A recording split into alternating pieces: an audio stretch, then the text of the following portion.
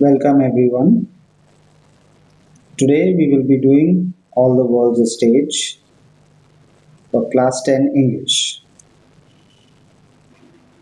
This lesson is about, or the writer is about to tell us a very interesting story um, where he's talking about a lifetime of a man and how a person goes through different stages. We will see about that little ahead in the video. Let's start first with the poet, William Shakespeare.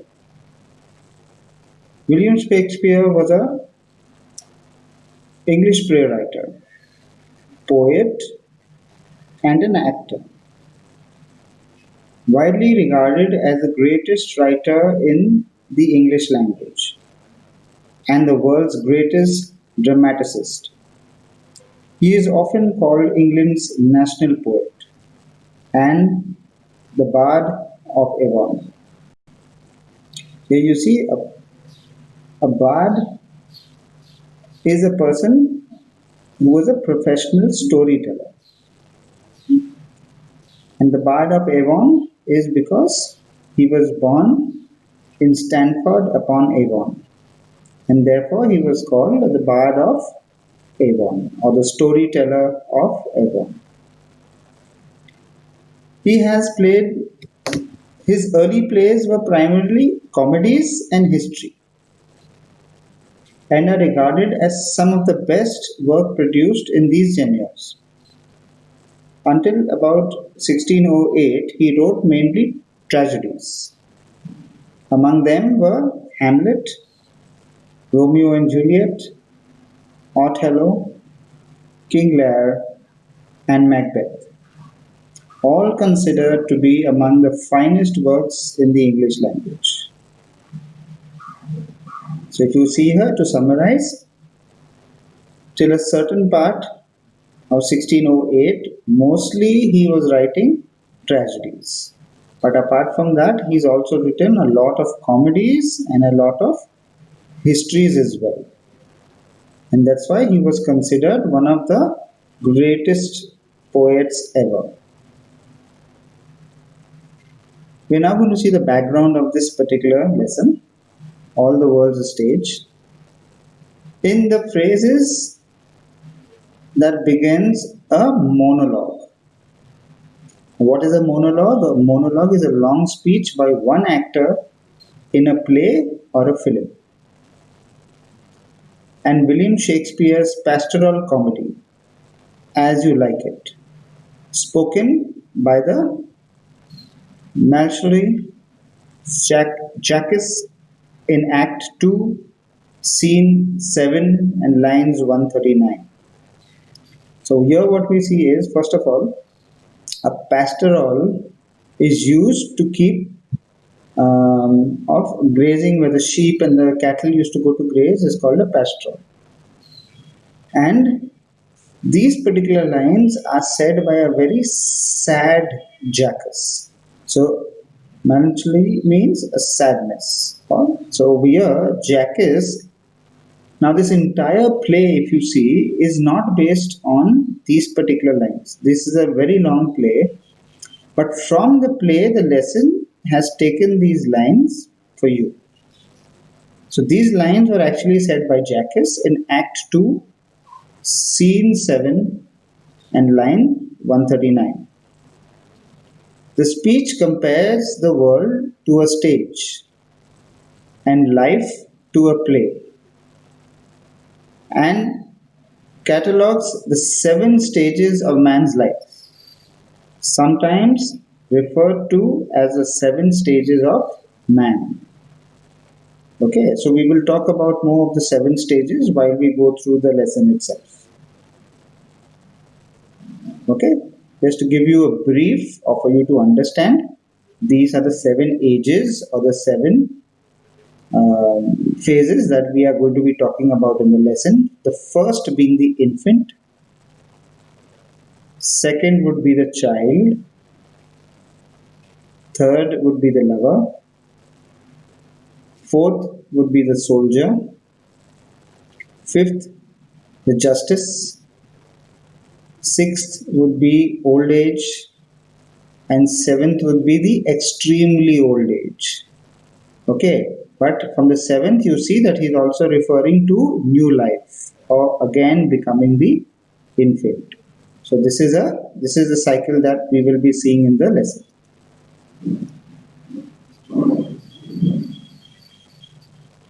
So first, as the lesson starts, we see that how William Shakespeare has done a comparison.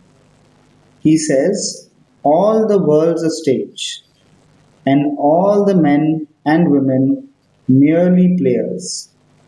They have their exits and their entrances. And one man in this time plays many parts. So here the poet is referring to the world as a stage.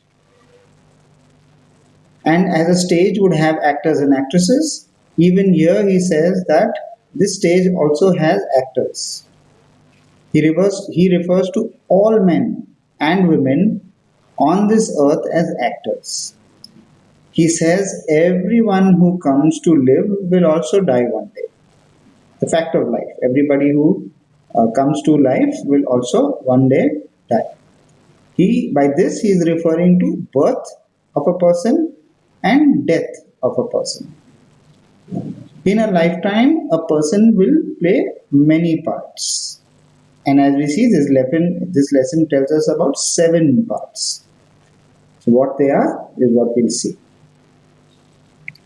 We'll first see in these lines the first two, where he says he's talking about the helpless infant and the whining schoolboy.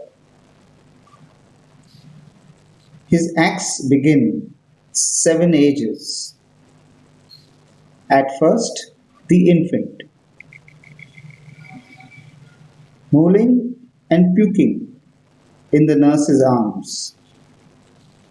Then the whining schoolboy, with his saddle and shining morning face, creeping like snail. Now you see here in the 7 stages, a person has to play the first role is of a child or of an infant, where he or she is born, and all the children does at that point of time is mess up things. And when he is in the arm of the nurse is the first memory of a person, because normally when the child is born, it is normally the nurse who picks up the child.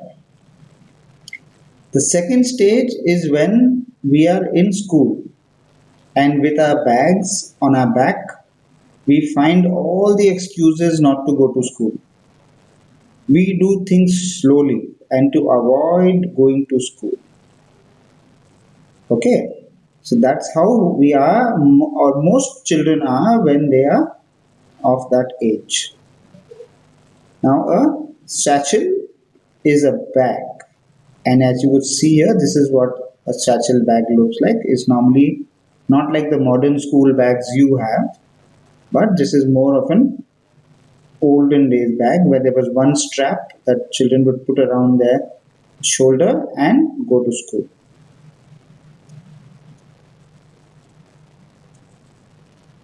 Unwilling, unwilling to school. So it's referring to here a shining morning face, creeping like snail, unwilling to school. So the schoolboy is unwilling to go to school.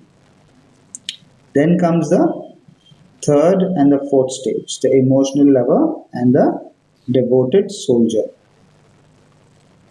And then the lover, singing like furnace, with a woeful ballad made to his mistress' eyebrow. Then a soldier, full of strange oath and bearded like the pard. Over here, you will see that the third stage is that of a lover who has passion in his heart, burning like a furnace. He sings poetic and emotional songs for his lady or his lover, expressing his love for her. There's also a photo here of a furnace, just to show you what a furnace is. A furnace is a very hot place, normally used for different reasons, mostly for metal, to melt down metal, or if it's something like a bakery, then to able to bake things. Okay. Now we're talking about the fourth stage is of a soldier when he is young. He goes through many emotions. Even though he now has a beard and looks wise, however, he is jealous and always ready to pick a fight. Okay, so when we talk about a soldier being full of oath, he's taken the oath. He's a soldier, he's supposed to fight for his country. Okay, he's also bearded. By now, he's young and he's got a beard like a pard. This is what a pard is. It's a legendary animal listed in the medieval times. Okay, something looking something like a lion. Okay, jealous in honor and sudden and pick a quarrel, seeking a bubble reputation, even in the cannon's mouth. Okay, so here you see we're still talking about the soldier. At the battlefield, the soldier creates a reputation for himself, even when he is facing certain death. When you talk about cannon's mouth, that is certain death. And when you talk about bubble reputation, is a reputation which will very quickly, which is very quickly built. It's like a bubble. It builds very fast, but it could also burst very fast. Okay, and this particular soldier is also normally jealous, and he's sudden to react and pick fights. Quarrels would be fights. Okay, then we see the next stage, which is of the wise judge, and then the justice. In fair round belly with good capon lined. Okay, the fifth stage here is what we are talking about. Is of a wise and an elder man who has a belly, since he does not take care of his health much.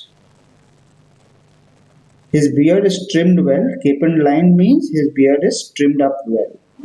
Okay, and since he cares about how the world looks at him, so he's not taking care of his health, but he cares about how the world looks at him, so he's very well maintained.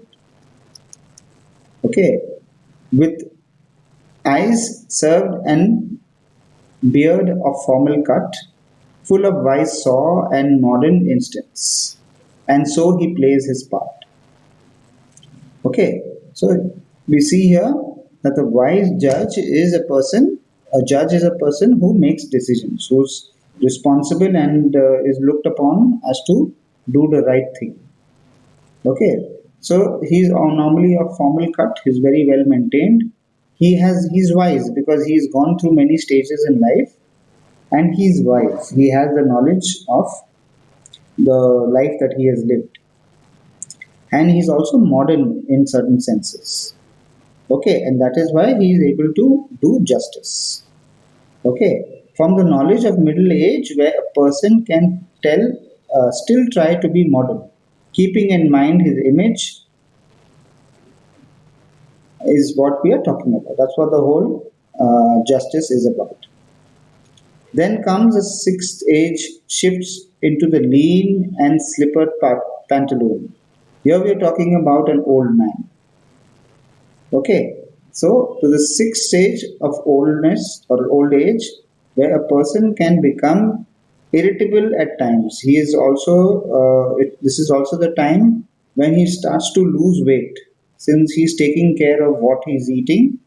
So we have better health in our old age compared to the unhealthy stomach which is out. We are talking about a person who's now starting to lose age. He's getting older, but he tries to take care of his health. Okay, and we talk about when the slippered pantaloon, it is Shakespeare's trope of a man approaching old age. He's talking about a person who's starting to get old. He's starting to get gray hair. He's starting to lose weight and take care of himself. Okay, with spectacles on nose and pouch on side, his youthful horse, well saved a word too wide, for his shrunk shrank and his big manly voice, turns again towards childish treble pipes. Here, this is also the time when we have issues with our eyesight, and also you will have a pouch always with you, hanging at your side. Why? Because you mostly carry around medicines or other handy items that you require, and that is why there's a pouch always there with your along with you, apart from your spectacles. Okay, this knowledge and experience saved with him and the world to see that he tells stories about his experience that he's had over the ages. He expresses his stories with his old heavy voice. And at times you will see that he also has little childish behavior. Okay. But his voice is now very mature, and slowly, we will see that he also has to have a, he starts to get a whistle in his sound. It's matured sound, but starts to whistle. Why? Because he's getting a little older. Okay, and whistles in his sound. Last scene of all, the ends, the strange, eventful history. In second childishness and mere oblivion, sans teeth, sans eyes, sans taste, sans everything. Okay, so as we saw earlier, his voice, apart from being heavy, also has a tired sound to it. It brings in, who is moving to extreme old age. Okay, and it brings an end to his long life that he has lived. So he is approaching death. However, he is still like a child again. Why is he like a child again? Because he doesn't know what is going around him. Okay, when you talk oblivion, oblivion means that you are you don't know what is going around you. Okay, you are not updated with it, with current affairs and things, and you don't care because your age is gone. You've lived your life, and you don't really know what is happening around in the world.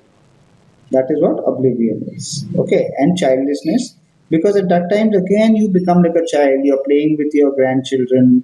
You are doing making sounds and doing things which you know what children would do. Okay, and you don't have any worries in the world. So that is again you're becoming like a child. Okay, this old person also loses all the uses of his organs, of his body. Okay, why? Because sans means without, without teeth, without eyes, without taste, and without everything. So as we are getting very old in life, you will see that most people they lose their teeth, they use dentures. Okay, false teeth, and their eyesight is very bad.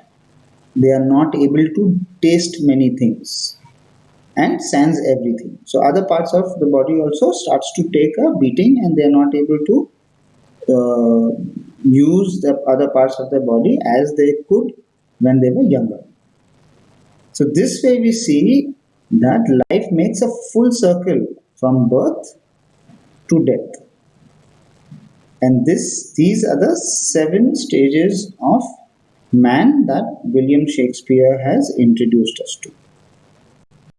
Okay, yes, we'll go through it again. This is a nice, based on this particular part of the play, there is a seven stage of man by Richard Kinsley. Kinsley. And this is outside Barnard House, Queen Victoria Street, London. So there is actually a monument made here based on this particular lesson that you have. You see the infant here, the child with his cap, okay, the lover, soldier, the justice, old age, and extreme old age. So that's what we're talking about. The seven stages is the helpless infant, the whining schoolboy, the emotional lover, the devoted soldier, the wise judge, the old man still in control of his body or his activities, and then the extremely aged, which is turned to the second stage of helplessness. Why second stage of helplessness? Because the infant also is helpless, same way the extremely old age person is also helpless. Okay, we'll now see here what are the traits that the poet has spoke about. Okay, first stage we see the infant. The infant is mewling and puking, and he is helpless. Okay, this will help you even when you are doing your question and answers, or when you have to write about this particular lesson. It's good to have the stages put together in such a way where you have points to write about. So that's why I put this together for you. Okay, so the infant, then you have stage two, which is the schoolboy. The schoolboy is whining with his satchel, creeping like a snail, unwilling to go to school. Okay.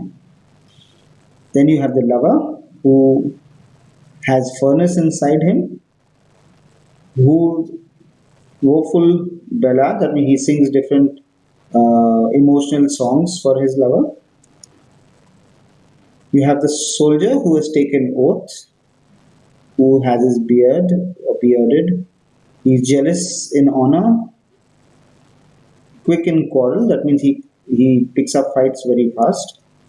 He is looking for a bubble reputation,